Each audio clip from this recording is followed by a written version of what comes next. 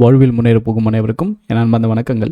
இந்த வீடியோவில் நம்ம ஸ்ட்ராட்டஜிஸ் அதை பற்றிலாம் நம்ம பார்க்க போகிறது கிடையாது.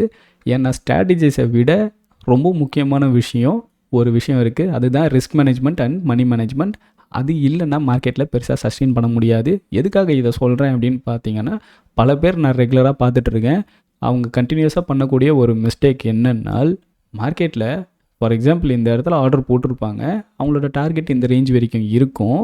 ஸ்டாப் லாஸு தாராளமாக இந்த ரேஞ்ச் வரைக்குமோ இல்லை இங்கேயோ கூட இருக்கலாம். ஸோ ஸ்டாப் லாஸ் வரும்போது கூட சில பேர் க்ளோஸ் பண்ணுறாங்க. அதுலேயும் சில பேர் வேறு ரகம். ஸ்டாப் லாஸ் வந்தாலும் க்ளோஸ் பண்ண மாட்டாங்க, ஃபுல்லாகவே விட்டுட்டு அதுக்கப்புறம் வெயிட் பண்ணிகிட்டு இருப்பாங்க. அவங்களாம் வந்து செகண்டரி, அவங்களாம் வந்து வேறு இது. அவங்களும் டிசிப்ளினாக மெயின்டைன் பண்ண வேண்டியது அவங்களோட கடமை. ஸோ அவங்களோட அக்கௌண்ட்டில் யார் யாருக்கெல்லாம் அவங்களுடைய மணி, அவங்களோட காசு மேலே அக்கறை இருக்கோ, அவங்களுடைய ஃபினான்ஷியல் ஸ்டெபிலிட்டி மேலே ஒரு அக்கறை இருக்கோ, அவங்கவுங்க மேலே, அவங்க குடும்பத்து மேலாம் யாருக்கு அக்கறை இருக்கோ அவங்க யாருமே இதெல்லாம் பண்ண மாட்டாங்க. அப்படி இல்லை உங்களுக்கு அப்படின்னா, நீங்கள் ஸ்டாப் லாஸஸ் போடாமல் குத்துமயப்பாக உட்காந்துருங்க. மீதி எல்லோரும் ஸ்டாப் லாஸஸ் எல்லாம் ஸ்ட்ரிக்டாக ஃபாலோ பண்ணுறீங்க. ஸோ அதை ஃபாலோ பண்ணுற நீங்கள் டார்கெட்டையுமே ஸ்ட்ரிக்டாக ஃபாலோ பண்ணணும். ஓகேங்களா? ஸோ ஸ்ட்ரிக்டாக ஃபாலோ பண்ணணும். ஆனால் அதை விட்டுட்டு உள்ளே போயிட்டு உங்களோட அக்கௌண்ட்டு கொஞ்சம் க்ரீனில் வந்தாலே என்ன பண்ணுறீங்க, ஓடி போயிட்டு மொத்தமாக க்ளோஸ் பண்ணி விட்டுறீங்க. ஸோ அதை மட்டும் எப்பயுமே பண்ணாதீங்க. ஒரு ட்ரேட் போடுறீங்க அப்படின்னால் தயவு செய்து என்ட்ரி, ஸ்டாப் லாஸ், டார்கெட், அவ்வளோதான். இந்த 3 விஷயம் இது உங்கள் கண்ணுக்கு தெரியணும். போட்டுட்டு கையை வச்சுட்டு சும்மா இருங்க. ஸ்டாப் லாஸ் வந்தாலும் எக்ஸிட் பண்ணிவிடுங்க, டார்கெட் வந்தாலும் எக்ஸிட் பண்ணிவிடுங்க. இதுக்கிடையில் சப்போஸ் ஒரு பிகினராக இருக்கீங்க, இல்லை ப்ரோ எனக்கு வந்து பயமாகவே இருக்குது, ஏன்னா நான் நிறைய லாஸஸ் பார்த்துட்டேன், என்னால் வந்து அந்த மாதிரி கண்ட்ரோலே பண்ண முடிய மாட்டேங்குது அப்படின்லாம் சொல்கிறீங்கன்னால் நான் சொல்கிற மெத்தடை ஃபாலோ பண்ணுங்கள். இந்த இடத்துல என்ட்ரி போடுறீங்க அப்படின்னா இந்த ரேஞ்சில் போய்ட்டு என்ன பண்ணுங்கள், அப்ராக்சிமேட்டாக உங்களோட ஆப்ஷன் சார்ட்டில் ஒரு 10 to 20 பாயிண்ட்ஸ்க்குள்ளே என்ன பண்ணுங்கன்னா 10 to 20 பாயிண்ட்ஸ், பெருசாலாம் சொல்ல, ஜஸ்ட் 10 to 20 பாயிண்ட்ஸ் ரேஞ்சஸில் பார்ஷியலி புக் பண்ணுங்கள். பார்ஷியலி புக் பண்ணிவிட்டு நீங்கள் எடுக்கக்கூடிய லாட் 2 லாட் இருக்குது, இல்லை அதுக்கும் மேலே வாங்குறீங்கன்னா நீங்கள் பார்ஷியலி புக் பண்ண முடியும் இல்லையா? ஸோ என்ன பண்ணுங்கள், பார்ஷியலி புக் பண்ணுங்கள். ஒரு லாட்டை புக் பண்ணிவிட்டு, ஃபார் எக்ஸாம்பிள் 2 லாட் வாங்குறீங்கன்னா ஒரு லாட்டை வந்து புக் பண்ணுங்கள். ஸோ ஒரு லாட்டு புக் பண்ணிவிட்டு இன்னொரு லாட்டை கையை வச்சுட்டு நீங்கள் சும்மா இருக்கலாம். ஏன்னா 10 to 20 பாயிண்ட்ஸ்னால் கூட நீங்கள் தாராளமாக இப்போ ஒரு ஃபார் எக்ஸாம்பிள் ஆன் ஆவரேஜாக 15 பாயிண்ட்ஸ் பிடிச்சிட்டிங்கன்னு வச்சுக்கலாமே. 15 பாயிண்ட்ஸ் பிடிச்சிட்டிங்க, உங்களோட ரிஸ்க்கும் பார்த்தீங்கன்னா ஒரு 15 பாயிண்ட்ஸ் இருக்குது. ஸோ 15 பாயிண்ட்ஸ் ஆல்ரெடி பிடிச்சிட்டிங்க. சப்போஸ் மார்க்கெட் டவுன் ஆகி ஸ்டாப் லாஸ் வந்தாலும் 15 பாயிண்ட்ஸில் போய் க்ளோஸ் பண்ண போகிறீங்க. அப்போது உங்களுக்கு பிரேக் ஈவனில் இருக்கும். ஸோ பிரேக் ஈவனில் இருக்கும்போது உங்களுக்கு பெரிய லெவலுக்கு உங்களுக்கு லாஸஸ் எதுவுமே இருக்க போது, ப்ரோக்கரேஜ் மட்டும் தான் பே பண்ண போகிறீங்க. அது உங்களுக்கு அஃபெக்ட் பண்ண போகிறது கிடையாது. உங்களுக்கு கான்ஃபிடென்ட்டுமே பூஸ்ட் ஆகும். பிகாஸ் இந்த இடத்துல ப்ராஃபிட்டை புக் பண்ணிட்டீங்க பாதி அப்படின்னால் உங்களுக்கு ஓரளவுக்கு வந்து ஒரு நம்பிக்கை வந்துடும். ஓகே, இப்போ நம்ம கேபிட்டல் சேவ்டு, நம்ம இன்வெஸ்ட் பண்ணக்கூடிய அமௌண்ட் சேவ்டு, நம்ம மணி வந்து நம்ம கொஞ்சம் சேவ் பண்ணிட்டோம் அப்படின்னு ஒரு நம்பிக்கை இருக்கும். பேலன்ஸ் இருக்கக்கூடிய ஒரு லாட்டை மட்டும் கையை வச்சுட்டு சும்மா இருங்க, டார்கெட் வரைக்கும் ஆர் ஸ்டாப் லாஸ் வரைக்கும். ஓகேங்களா? ஸோ இதை கன்சிஸ்டண்ட்டாக வந்து பண்ணுங்கள். இதை பண்ணதுக்கப்புறம் செகண்டரி சில விஷயங்கள் இருக்குது. அதை நான் உங்களுக்கு எக்ஸல் ஷீட்டில் எக்ஸ்பிளைன் பண்ணுறேன். உங்களுக்கு அது பார்த்தீங்கன்னா உண்மையான சில விஷயங்கள் உங்களுக்கு புரிய வரும். ஸோ இதான் அந்த எக்ஸல் ஷீட்டு, ரிஸ்க் ரிவார்டோடைய எக்ஸல் ஷீட்டு. ஸ்டார்ட் பேலன்ஸ் வந்து நம்மளோட கேபிட்டல் ஒரு 50,000 இருக்குன்னு வச்சுக்கலாம். ஏன்னா அப்ராக்சிமேட்டாக 50,000 இருந்தால் ட்ரேடிங்கில் ஓரளவுக்கு பண்ணலாம். ரொம்ப கம்மியான கேபிட்டல்லாம் இருந்ததுன்னா சில லாஸஸ்லேயே வந்து ஈஸியாக வைண்ட் அப் ஆகிடும். நம்ம அதுக்கப்புறம் ட்ரேடிங்குள்ளே வர முடியாது. ஸோ உங்களோட கேபிட்டலுக்கு ஏற்ற மாதிரி நீங்கள் இங்கே சேஞ்சும் பண்ணிக்கலாம். ஸோ நான் வந்து 50,000 ஸ்டார்டிங் பேலன்ஸ் வச்சுருக்கேன். ரிஸ்க் பர் ட்ரேட் வந்து 3%. இதை நீங்கள் 2%ஆகவும் மாற்றிக்கலாம், 1%ஆகவும் மாற்றிக்கலாம், depends on your risk. But நான் வந்து இங்கே 3% வச்சுருக்கேன். ஏன்னா அப்போ தான் நம்ம 2 லாட் வந்து எடுக்க முடியும், 10 பாயிண்ட் ரிஸ்க் எடுத்தா. ஓகேங்களா? ஏன்னா நம்ம ஸ்ட்ராட்டஜி உங்களுக்கு தெரியும், மோஸ்ட்லி நான் வந்து 10 பாயிண்ட்ஸ் தான் எடுப்பேன். 10 to 15 மேக்ஸிமம் அந்த ரேஞ்சஸ்க்குள்ளே தான் இருக்கும். ஸோ 10 பாயிண்ட்ஸ்ன்ற கணக்கில் எடுக்கிறதுனால 2 லாட் பை பண்ணால் நமக்கு 1500 வரைக்கும் லாஸஸ் வரும். ஸோ அதனால் நான் 3% போட்டிருக்கேன். நம்பர் ஆஃப் ட்ரேட்ஸ் வந்து ஏன் 20 வச்சுருக்கேன்னா, நமக்கு ஒரு மாதத்துக்கே 22 to 24 டேஸ் அப்ராக்சிமேட்டாக நமக்கு ட்ரேடிங் டேஸ் இருக்கும். பட் எல்லா நாளும் நம்ம ட்ரேட் பண்ணணும் அவசியம் இல்லை. அதனால் நான் அப்ராக்சிமேட்டாக ஒரு 20 டேஸ் அப்படின்னு எடுத்திருக்கேன். அதுதான் நம்பர் ஆஃப் ட்ரேட்ஸ்னு இங்கே இருக்குது. ஒரு நாளைக்கு ஒரு ட்ரேடுன்ற கணக்கு. இதை நீங்கள் மாற்றி கூட ப்ளே பண்ணி பார்க்கலாம் சேஞ்சஸ்க்கு. ஸோ இப்போதைக்கு நம்ம 20 டேஸ் தான் எடுத்திருக்கோம். ரிஸ்க் பர் ட்ரேட் வந்து 1500. ஒரு ட்ரேடோட ரிஸ்க் வந்து ஒரு ட்ரேடுக்கு நம்ம எவ்வளோ லாஸ் எடுக்க போகிறோம்னா 1500 தான் லாஸ் எடுக்க போகிறோம். ஓகேங்களா? ஸோ இதை முன்ன பின்ன கொஞ்சம் இருக்கும். ரொம்ப அக்யூரேட்டாக பார்க்குறீங்க. ஓகே, ஸோ இப்போ இதில் 100% அக்யூரசி, 20 ட்ரேடுமே வின் ஆகுறதுன்றது 99% நடக்காத ஒரு விஷயம். ரொம்ப ரேர் கேசஸில் யாருக்காவது நடக்கலாம். ஸோ நீங்கள் 70% வரீங்க அப்படின்னாலே you are a great trader. ஓகேங்களா? ஸோ நம்ம அவங்க இதுக்கெலாம் போவேன்னா நம்ம என்ன பண்ண போகிறோம்னா 50%க்கு வருவோம். 10ல் 5 ட்ரேட் உங்களால் வின் பண்ண முடியும் அப்படின்னால் இந்த ரிஸ்க் மேனேஜ்மெண்ட்டை நீங்கள் ஃபாலோ பண்ணாலே போதும். ப்ரோ நான் வந்து 10ல் 7 ட்ரேடே வின் பண்ணுறேன், ஆனால் என் அக்கௌண்ட்டில் க்ரோவே ஆக மாட்டுது, எனக்கு லாஸஸ் அதிகமாக, எனக்கு லாஸ் தான் இருக்கே தவிர ப்ராஃபிட்டில் இல்லை, ஆனால் நான் நிறைய ட்ரேட் வின் பண்ணியிருக்கேன் அப்படின்லாம் சொல்லுவாங்க. அவங்களோட மெயின் சிக்கலே எங்கன்னா ரிஸ்க் ரிவார்டை ஃபாலோ பண்ண மாட்டாங்க. ஸோ 1:1 1500 ரிஸ்க் எடுக்கிறாங்க அப்படின்னா 1500 ப்ராஃபிட் எடுத்து 70% அக்யூரேசி வச்சாலே நல்ல ப்ராஃபிட்டபிளில் தான் இருப்பாங்க. ஆனால் தலைவங்க என்ன பண்ணுவாங்கன்னா மைனஸில் எடுப்பாங்க, 1:0.5 எடுப்பாங்க. 1500 ப்ராஃபிட்டுக்கு 750 ரூபா தான் ப்ராஃபிட்டே எடுப்பாங்க, இல்லை 500 ரூபா தான் ப்ராஃபிட்டே எடுப்பாங்க. 5000 ரூபா ரிஸ்க் எடுத்திருப்பாங்க, ப்ராஃபிட் பார்த்தீங்கன்னா 1000 ரூபா தான் எடுத்திருப்பாங்க. ஸோ அந்த மாதிரிலாம் எடுத்தால் மார்க்கெட்டில் சஸ்டெயினே பண்ண முடியாது. ஸோ நீங்கள் மினிமம் உங்களோட அக்யூரேசி 70க்கு மேலே இருக்குன்னா மினிமம் நீங்கள் 1:1 1:1.5 ரொம்ப குறைஞ்சபட்சம் எடுக்கணும். பட் அதெல்லாம் வந்து ரொம்ப ப்ரோ ட்ரேடர்ஸ். ஸோ இங்கே நார்மலாக பார்க்கக்கூடியவங்களுக்கு நான் மட்டும் எக்ஸ்பிளைன் பண்ணுறேன். 50% அக்யூரேசி மட்டும் நீங்கள் எய்ம் பண்ணுறீங்கன்னு வச்சுக்கோங்க. உங்களுடைய ரிஸ்க் செட்டப் 1:2 1:4 அப்ராக்சிமேட்டாக இந்த ரேஞ்சஸ்குள்ளே இருக்கணும். அதுக்கும் மேலே போச்சுன்னா ரொம்ப சந்தோஷம். 1:1.5 வச்சா கூட நீங்கள் ஓவரால் ப்ராஃபிட்டில் தான் இருப்பீங்க. பிகாஸ் இதுக்கு ப்ரோக்கரேஜ் அண்ட் டேக்ஸஸ் பார்த்தா கூட ஒரு 2000 ரூபா போகும், 5500 ரூபா கிட்ட நீங்கள் ப்ராஃபிட்டில் தான் இருப்பீங்க. பட் நம்ம வந்து 1:2 1:4, ஏன்னா ஆப்ஷன் ட்ரேடிங் தான் நம்ம மோஸ்ட்லி பண்ணுறோம், அதனால் நான் அது பேஸ் பண்ணியே சொல்கிறேன். இதை நீங்கள் வந்து மற்ற ட்ரேடிங்ஸ் கூடயுமே நீங்கள் கம்பேர் பண்ணிக்கலாம். ஸோ ஆன் ஆவரேஜாக ஒரு ஆப்ஷன் பையர் ஒரு நல்ல ட்ரேட் பண்ணுறீங்க அப்படின்னா வெறும் 50% அக்யூரேசி இருக்குனால் உங்களால் 1:3 to 1:6 வரைக்கும் அப்ராக்சிமேட்டாக எய்ம் பண்ண முடியும். ஆன் ஆவரேஜ் 1:4 வந்து உங்களால் கேப்சர் பண்ண முடியும் இல்லைங்களா, ஒரு நல்ல ட்ரேட் பண்ணுறீங்க அப்படின்னா. ஸோ குறைஞ்சபட்சம் நீங்கள் 1:2 எய்ம் பண்ணி ஆகணும். உங்களோட ரிஸ்க்கு 1500 ரூபா இருக்குது அப்படின்னால் 3000 ரூபா நீங்கள் ப்ராஃபிட்டு எய்ம் பண்ணணும். ஓகேங்களா, அதுக்கேற்ற செட்டப்ஸ் தான் நீங்கள் ட்ரேட் பண்ணுற மாதிரி இருக்கும். நீங்கள் சும்மா ரேண்டம்ஸாலாம் போட்டுட்ருக்கக்கூடாது. அஃப்கோர்ஸ் வந்து சில நாள் உங்கள் செட்டப்ஸில் 3000 ரூபா அந்த ரேஞ்சை வந்து ப்ராஃபிட் அடிக்க முடியாமல் இருக்கலாம், ஏன்னா மார்க்கெட்லேயே மூவ்ஸ் அவ்வளோதான் இருக்கும். அப்போ வரப்போ என்னவோ அதை மட்டும் எடுத்துகிட்டு நீங்கள் எக்ஸிட் பண்ணிடுங்க. பட் மோஸ்ட்லி நீங்கள் பிளான் பண்ணுறீங்க அப்படின்னா இந்த ரேஞ்சஸில் தான் உங்களுடைய பிளானிங் இருக்கணும். சில பேரோடைய இப்போ பெரிய ட்ரேடர்ஸ்லாம் பார்த்தீங்கன்னா 30% தான் அக்யூரேசியாக இருக்கும் சில பேருக்குலாம், ஆனாலும் அவங்க ப்ராஃபிட்டில் இருப்பாங்க. அது எப்படி அவங்க மட்டும் ப்ராஃபிட்டில் இருக்காங்க? நம்ம 1:2 போட்டால் அவங்களுக்கு லாஸஸில் தான் இருக்கும். 30% அக்யூரேசியில் எப்படி ப்ரோ ப்ராஃபிட்டில் இருக்க முடியும்னு கேட்டிங்கன்னா இருக்க முடியும். ஏன்னா அவங்க எடுக்கக்கூடிய ரிஸ்க் செட்டப்ஸ்லாம் அதிகம். அவங்க எடுக்கக்கூடியது 1:5 1:10 இல்லை 1:20 அதுக்கும் மேலே கூட அவங்க எடுக்கலாம். ஏன்னா வின்னிங் ட்ரேட்ஸ் சில நாள் சில ரேலி கொடுக்குற நாள்லாம் வரும். அந்த நாட்களில் அவங்க குறைஞ்சபட்சம் 100-200 பாயிண்ட்டு 300 பாயிண்ட்டு கூட கேப்சர் பண்ணலாம், அதுக்கும் மேலே கூட பிடிக்கலாம். ஓகேங்களா, ரிட்டர்ன்ஸ் வைஸ்லையும் பெருசாக கூட அவங்களால பார்க்க முடியும். ஸோ அவங்களோட அக்யூரேசி 10ல் வெறும் 3 ட்ரேடு வின் பண்ணால் போதும். அவங்க அந்த ட்ரெண்டிங் டேஸுக்கு மட்டும் வெயிட் பண்ணி அடித்து நகர்த்துவாங்க. ஸோ யோசிச்சு பாருங்கள், 10ல் வெறும் 3 ட்ரேடு எடுக்கிறவங்களே ப்ராஃபிட் பண்ண முடியும். ஸோ இந்த கேசஸில் 10ல் வெறும் 2 ட்ரேடு எடுக்கிறவங்களே பார்த்தீங்கன்னா ப்ராஃபிட்டபிளில் இங்கே இருக்கலாம். 1:5 1:10 அப்ராக்சிமேட்டாக வெறும் 2 ட்ரேடு தான் ப்ராஃபிட்டு, மீதி எல்லா ட்ரேடும் லாஸு. அப்படி இருந்தாலே ஓவரால் நல்ல ஒரு ப்ராஃபிட்டபிளில் போயிட்டு அவங்களால முடிக்க முடியும். ஸோ வெறும் 20% அக்யூரேசி இருந்தால் கூட உங்களுடைய ப்ராஃபிட் கேப்சர் ரேஷியோ அதிகமாக இருக்குன்னா உங்களால் ப்ராஃபிட்டபிளாக இருக்க முடியும். ஸோ இதை பார்த்தாலே உங்களுக்கு ஒரு கான்ஃபிடென்ட் வரணும், கண்டிப்பாக உங்களாலையும் சக்ஸஸ்ஃபுல்லாக வர முடியும் அப்படின்றது கண்டிப்பாக உங்களுக்கு இருக்கணும். இதில் மெயினான விஷயமே என்னென்னா 30% அக்யூரேசி ஃபார் எக்ஸாம்பிள் இருக்குதுன்னு வச்சுக்கோங்களேன், அந்த ஃபஸ்ட்டு 7 ட்ரேட் உங்களுக்கு லாஸ் ஆகுதுன்னு வச்சுக்கலாம். இங்கே அதுதான் வந்து கீயான ஒரு விஷயம், கீ பாயிண்ட்டே அதுதான்.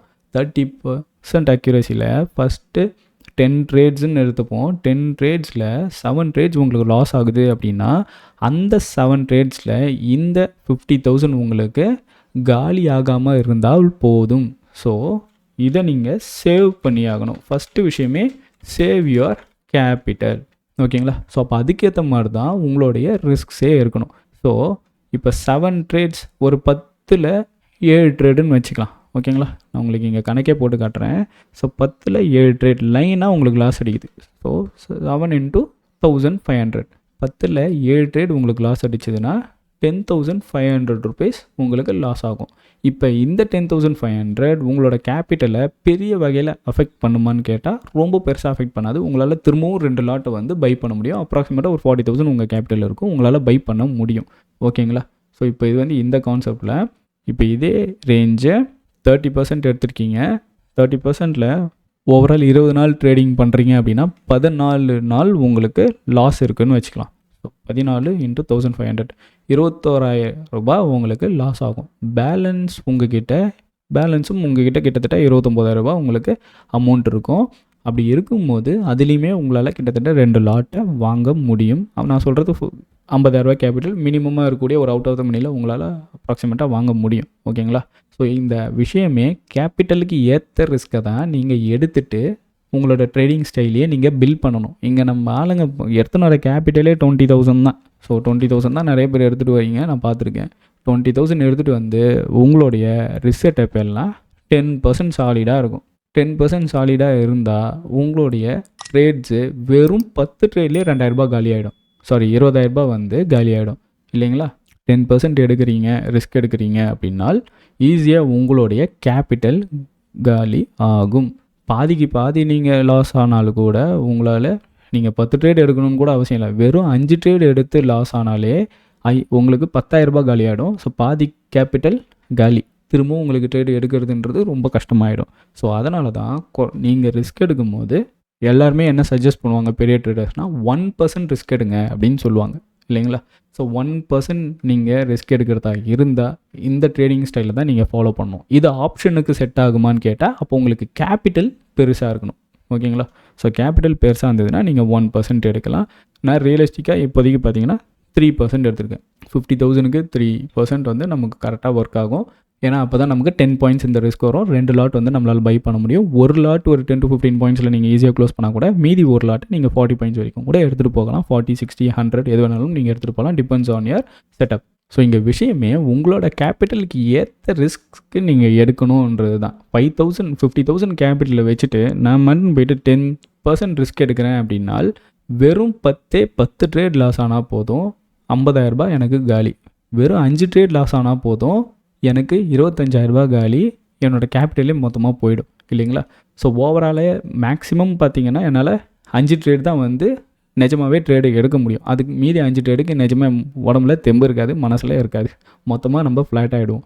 20 ட்ரேடெல்லாம் நம்மளால் எடுக்கவே முடியாது. ஏன்னா ஆல்ரெடி 10 ட்ரேட்லேயே நம்மளோட கேபிட்டலே வைண்டப் ஆகிடும். ஸோ அதுக்கு முன்னாடி உங்களால் டிப்ளாய் பண்ணுறதுக்கு கூட கேபிட்டல் இல்லாமல் போயிடும். இதுதான் வந்து நிறைய பேர் பண்ணக்கூடிய பெரிய தப்பு. கேபிட்டல் எடுத்துகிட்டு வரீங்க அப்படின்னா அந்த கேபிட்டலில் சேவ் பண்ணுங்கள். ஃபார் எக்ஸாம்பிள் 1,00,000 ரூபா எடுத்துகிட்டு உள்ளே வரோன்னு வச்சுக்கோங்க. நீங்கள் 10% போடுறீங்க, ரிஸ்க் எடுக்கிறீங்க அப்படின்னால் 10,000 ரூபாய் ஈஸியாகவே காலி ஆகிடும். ஸோ இந்த இடத்துல நம்ம என்ன பண்ணணும்? 1 lakh இருக்குன்னா 2% ரிஸ்க் எடுங்க, விச் இஸ் வெரி குட். சரி, இந்த ரேஞ்சஸில் நம்ம 3% எடுக்கலாம். ஏன்னா ஆப்ஷன் ட்ரேடிங்னு வந்துட்டால் ஓரளவுக்கு கொஞ்சம் ரிஸ்க் இருக்க தான் செய்யும். ஸோ 3% எடுத்தால் 3,000 ரூபாய் உங்களுக்கு ரிஸ்க்கு. ஓகேங்களா? ஸோ இப்போ இதே ரேஞ்சஸில் நம்ம வெறும் 50% அக்யூரேசி மட்டும்தான் எய்ம் பண்ண போகிறோம். ஆனால் நம்ம டார்கெட் பண்ண போகிறது 1:2லேருந்து 1:4, 1:6 இந்த ரேஞ்சஸ்க்கு நீங்கள் எய்ம் பண்ணலாம். இப்போ ஆன் ஆவரேஜாக 1:3, 1:4 உங்களால் கேப்சர் பண்ண முடிஞ்சால் கூட இதுவே பெரிய ரிட்டர்ன்ஸ். அப்ராக்சிமேட்டாக உங்களால் பர் மந்த் ஆல்மோஸ்ட் 100% ரிட்டர்ன்ஸே ஈஸியாகவே எடுத்துட முடியும். உங்களுடைய கேபிட்டலும் ஸ்லோவாக க்ரோ ஆகும். ஸோ ஃபஸ்ட்டு மந்த்துக்கு அப்புறம் உங்களோட கேபிட்டல் குறைஞ்சபட்சம் ஒரு 130ஆவது இருக்கும். 1:2ல் நீங்கள் போனீங்க அப்படின்னா ஸோ அடுத்த மாதமே இது உங்களுக்கு இன்னுமே இன்க்ரீஸ் ஆகும். ஸோ லைக்வைஸ் உங்களோட கேபிட்டல் கொஞ்சம் கொஞ்சமாக இன்க்ரீஸ் ஆகும். அஃப்கோர்ஸ் செலவுக்கெலாம் நீங்கள் கொஞ்சம் எடுப்பீங்க. ஆர் இதை நீங்கள் கன்சிஸ்டண்ட்டாக மெயின்டைன் பண்ண உங்களுடைய அக்யூரசி ப்ளஸ் உங்களுடைய ரிஸ்க் செட்டப்ஸ் இருக்குது இல்லையா, இதுவுமே நீங்கள் கொஞ்சம் கொஞ்சமாக இன்க்ரீஸ் பண்ண உங்களால் பெரிய லெவலுக்கு ரிட்டர்ன்ஸே வந்து எடுக்க முடியும். ஸோ 50% அக்யூரசியில் ஒரு 1:3 நீங்கள் ரெகுலராக கேப்சர் பண்ணுறீங்க அப்படின்னா கூட கொஞ்ச நாளில் உங்களோட அக்யூரசிஸ் வந்து இம்ப்ரூவ் ஆக ஆரம்பிச்சிடும். ஸோ அக்யூரசி இம்ப்ரூவ் ஆச்சுன்னா ஆட்டோமேட்டிக்காக உங்களோட ரிசல்ட்டப்பும் இம்ப்ரூவ் ஆக ஆரம்பிச்சிடும். ஸோ இதுலேயே நீங்கள் 1:3 70% அக்யூரேசியில் எடுத்தால் you can make some very good money. 1:5 1:4லாம் எய்ம் பண்ணால் கூட உங்களோட கேபிட்டலை விட ஆல்மோஸ்ட் 1.5 டைம்ஸ் அதிகமாகவே ரிட்டர்ன்ஸே எடுக்க முடியும். இதெல்லாம் சாத்தியமா பிரதர் அப்படின்னு கேட்டால் இது எல்லாமே நம்பர்ஸ் வைஸில் சாத்தியம். நீங்கள் இதை சாத்தியப்படுத்தணும் அப்படின்னா சின்சியராக உழைக்கணும். சும்மா கனவு கண்டுட்டு ஒரு ஹோப்பில் ட்ரேட் பண்ணுறத விட்டுருங்க. நீங்கள் ப்ராப்பராக அனாலிசிஸ் பண்ணணும். ரெகுலர் பேசிஸில் ட்ரேடிங் பண்ணியே ஆகணும். பேப்பர் ட்ரேடாவது பண்ணுங்கள், இல்லை இந்த மாதிரி செட்டப்ஸை போட்டுட்டாவது உட்காருங்க. ஓகேங்களா? இந்த மாதிரி செட்டப்ஸை நீங்கள் ட்ராப் பண்ணணும். இப்போ இங்கே என்ட்ரி வேணும் அப்படின்னா இப்போ இந்த செட்டப் போட்டுட்டு ஸ்டாப் லாஸ் எங்கேயோ ஸ்டாப் லாஸை வைங்க, டார்கெட் எங்கேயோ டார்கெட்டை வைங்க, வச்சுட்டு உட்காருங்க. டார்கெட் ஆர் ஸ்டாப் லாஸ் எங்கெல்லாம் அடிக்குதோ அதை ரெகுலர் பேசிஸில் ஒரு எக்ஸல் ஷீட்டில் போட்டு நோட் பண்ணிகிட்டே வாங்க. எத்தனை ட்ரேட் எடுத்திருக்கீங்க, எங்கே என்ட்ரி எடுத்திருக்கீங்க, உங்களோட ஸ்டாப் லாஸ் என்ன, டார்கெட் ஹிட் ஆயிருக்கா, எத்தனை டார்கெட் ஹிட் ஆயிருக்கு, எத்தனை ஸ்டாப் லாஸ் அடிச்சிருக்கு, எவ்வளோ பாயிண்ட்ஸ் பிடிச்சிருக்கீங்க அப்படின்ற விஷயத்தை எல்லாத்தையும் நீங்கள் ரெகுலர் பேசிஸில் ஒரு எக்ஸல் ஷீட்டில் உங்களுக்கான ஜேர்னலில் நீங்கள் மெயின்டைன் பண்ணிட்டு வந்தீங்கன்னா, இதுக்கெல்லாம் சோம்பேறித்தனம் பட்டிங்கன்னா வேலைக்கே ஆகாது. சத்தியமாக நீங்கள் கொஞ்சமாவது க்ரோ ஆகிற வரைக்குமாவது இதை நீங்கள் மெயின்டைன் பண்ணி தான் ஆகணும். இதை மெயின்டைன் பண்ணால் தான் நீங்கள் யார் அப்படின்றதே ட்ரேடிங்கில் உங்களுக்கு புரியும். சரிங்களா? நீங்கள் யாருன்னு கேட்டால் உங்கள் பேர் சொல்கிறது இல்லை, அர்த்தம் இல்லை. ட்ரேடிங்கில் நீங்கள் எந்த டைப் ஆஃப் ட்ரேடர், உங்களோட மைண்ட் செட் எப்படி, உங்களோட ஸ்ட்ரென்த் என்ன, வீக்னஸ் என்ன, நீங்கள் எந்த டைப் ஆஃப் மார்க்கெட்டில் அதிகமாக சஸ்டெயின் பண்ணுறீங்க, எந்த டைப் ஆஃப் மார்க்கெட்டில் உங்களால் ப்ராஃபிட் அதிகமாக எடுக்க முடியுது, எந்த டைப் ஆஃப் மார்க்கெட் உங்களுக்கு ஒர்க் அவுட்டே ஆகலை, அதெல்லாம் நீங்கள் தெரிஞ்சுக்கணுன்னா கண்டிப்பாக ஒரு எக்ஸல் ஷீட்டை போட்டு ஜேர்னலில் நீங்கள் மெயின்டைன் பண்ணியே ஆகணும். மெயின்டைன் பண்ணால் தான் அதுலேருந்து உங்களுக்கு ஐடியாஸ் க்ரியேட் ஆகும். தென் நீங்கள் கிராஜுவலாக இம்ப்ரூவ் பண்ண ஆரம்பிச்சிடலாம். டெய்லி மார்க்கெட்டை வாட்ச் பண்ணியே ஆகணும். இன்ட்ராடே ட்ரேடிங்னு வந்துட்டிங்கன்னா இது பண்ணணும். Depends on your trading style. நீங்கள் இன்ட்ராடே இல்லை ஸ்கேல்பிங்காக இருக்கட்டும், இதெல்லாம் வந்து ஆல்மோஸ்ட் சேம் தான். ஸோ ஸ்விங்காக இருக்கட்டும், இல்லை ஹோல்ட் பண்ணி எடுக்க போகிறீங்களா இருக்கட்டும், அதையும் வந்து நீங்கள் பேக் டெஸ்ட் பண்ணி பாருங்கள். ஸோ மோஸ்ட்லி ரெகுலராக பேக் டெஸ்ட் பண்ணிட்டீங்க அப்படின்னாலும், இல்லை இன்ட்ராடேயில் சார்ட்டை ஓப்பன் பண்ணி நீங்கள் அதில் அனலைசிஸ் பண்ண கற்றுக்கிட்டீங்க, டெய்லி பார்க்குறீங்க, டெய்லி கற்றுக்கிட்டீங்க அப்படின்னா கூட அதே மெத்தட்ஸ் தான் உங்களுக்கு ஸ்விங்லேயும் அப்ளிகபிள் ஆகும். என்ன ஒரே ஒரு விஷயம், சின்ன சின்ன கேரக்டர் சேஞ்சஸ் கொஞ்சம் இருக்கும். அது அப்படி பெரிய சேஞ்சஸ் இருக்காது. உங்களுக்கு ஓவரால் லாஜிக்ஸ் புரிஞ்சிடும். இந்த லாஜிக்ஸ் புரிஞ்சிச்சுன்னா எப்பேற்பட்ட மார்க்கெட்லேயும் உங்களால் போய்ட்டு சஸ்டெயின் பண்ண முடியும். ஸோ இந்த எக்ஸல் ஷீட்டை நான் உங்களுக்கு தரேன். நீங்களும் போய்ட்டு இதை ஒர்க் அவுட் பண்ணி பாருங்கள். எந்தளவுக்கு உங்களால் அக்யூரஸியாக கேப்சர் பண்ண முடியும். 50% என்னால் கேப்சர் பண்ண முடியுமா, 30% தான் என்கிட்ட இருக்குது. 30% பண்ணி நான் என்னெல்லாம் மிஸ்டேக் பண்ணுறேன், அப்போ இந்த ரிஸ்க் வாட்டை நான் எந்தளவுக்கு மெயின்டைன் பண்ணணும் அப்படின்ற ஐடியாஸ் இதை ஓரளவுக்கு நீங்கள் பண்ணாலே உங்களுக்கு வந்துடும். ஸோ இதோட சார்ட்டை நம்ம டெலிகிராம் சேனலில் தரேன். யூஸ் பண்ணுறவங்க பண்ணிக்கோங்க. நம்மக்கிட்ட algo course and bank Nifty option buying கோர்ஸும் இருக்குது. விருப்பப்படுறவங்க எடுத்துக்கலாம். மற்றபடி நீங்கள் உங்களோட ஓன் எக்ஸ்பீரியன்ஸில் யூடியூப்பில் இருக்கக்கூடிய ஃப்ரீ சோர்ஸஸை பார்த்தே நீங்கள் நிறைய லேர்ன் பண்ணலாம், நிறைய கற்றுக்கலாம். நீங்கள் எதுவுமே பே பண்ணி பண்ணணும்னு பெரிய அவசியம் இருக்காது. அதையும் மீறி உங்களோட ப்ராசஸை நீங்கள் ஃபாஸ்ட் பண்ணணும்னு நினச்சா தான் நீங்கள் அடிஷ்னல் என்ன பண்ணணுன்றதே நீங்கள் யோசிக்கணும். அது வரைக்கும் நீங்கள் எல்லா இடத்துலையும் போயிட்டு மணியை போட்டுட்டு இருக்காதீங்க. Save your money, save your life. மீண்டும் அடுத்த ஒரு சுவாரஸ்யமான வீடியோவில் உங்கள் அனைவரும் சந்திக்கிறேன். டாடா.